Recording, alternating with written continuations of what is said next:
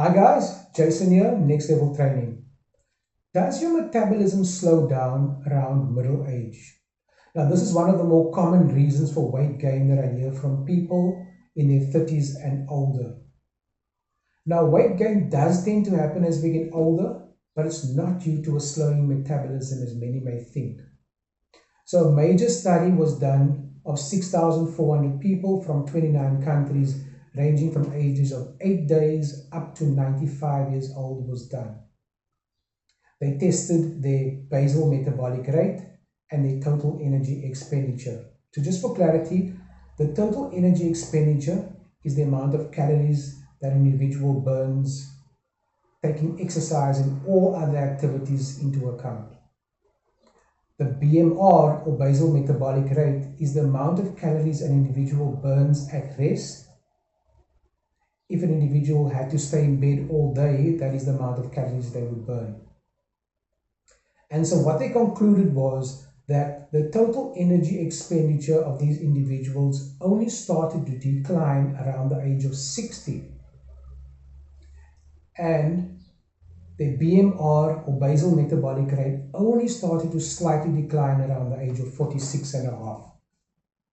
And so this goes against the common narrative that we're told that our metabolism starts to decline around age 30, 35 years old.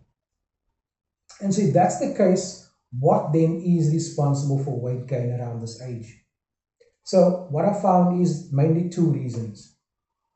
The older we get, the more sedentary we become. We don't participate in any sport.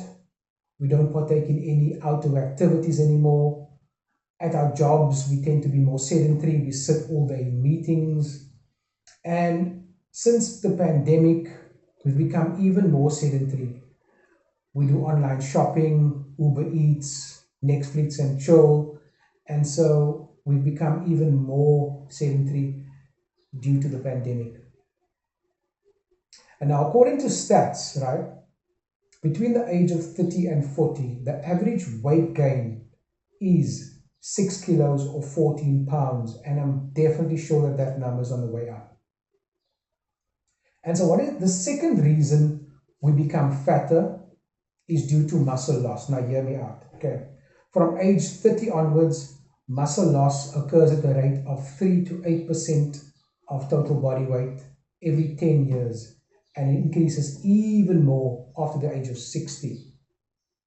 So say you're between the age of 30 and 40, you've been in sedentary, you've been working an office job, and you've been carrying around 90 pounds or say 40 kilograms of muscle on your frame. During that time frame, you could easily have lost up to 3 kilograms or 7 pounds of muscle mass in that 10-year time frame. If you don't think that 7 pounds is a lot, ask a local butcher to pack 7 pounds of steak in a bag for you. And that's the amount of muscle that you would have lost during that 10-year frame. And so, how does muscle loss cause fat gain? Glad you asked that question. Because muscle is a very highly metabolically active tissue, it requires lots of calories, more so than fat does. And so if you were to take a 80 kilogram man that's highly muscled versus an 80 kilogram man with less muscle, what you'll find is that the 80 kilogram person with more muscle will burn more fat at rest, or they'll burn more calories at rest, more so than the individual with less muscle. And so if you are between the age of 30 and 40, say, and you've been exercising, lifting weights, your muscle mass would definitely have increased during that time. So what can we deduce from this study and from everything that we just spoke about now is that one's metabolism doesn't decline or decrease due to age. One's metabolism declines or decreases due to muscle loss.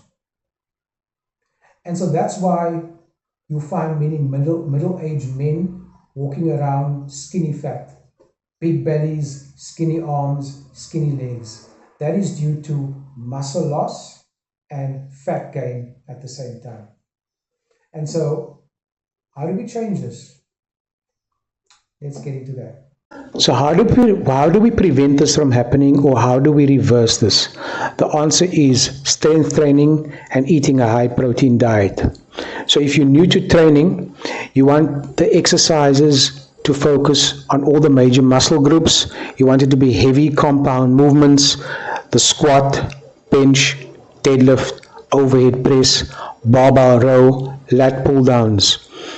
You want to do 3 to 4 days of training per week, and you want to look at a program like maybe starting strength or strong lifts 5x5, and just focus on building strength on those main movements consistently for 2 years.